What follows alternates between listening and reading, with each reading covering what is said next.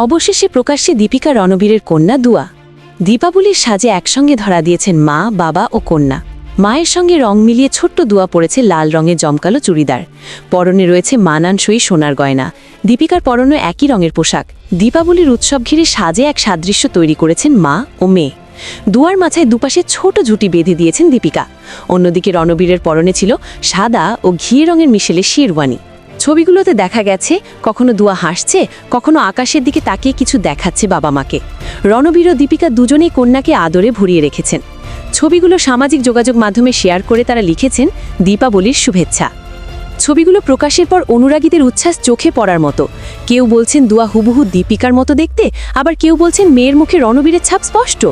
5টি ছবির শেষটিতে দেখা গেছে দীপিকার কোলে বসে জোর হাতে ঈশ্বরের উদ্দেশ্যে প্রার্থনা করছে ছোট্ট দুয়া। উল্লেখ্য, গত বছর গণেশ চতুর্থীর পরের দিনই কন্যা সন্তানের জন্মের খবর দেন দীপিকা পাড়ুকোন। একই বছরের দীপাবলিতে মেয়ের ছোট্ট পায়ের ছবি প্রকাশ করে নাম জানান দুয়া। সেই ধারাবাহিকতায় এবছর দীপাবলির দিনেই কন্যার মুখ উন্মোচন করলেন দীপিকা ও রণবীর।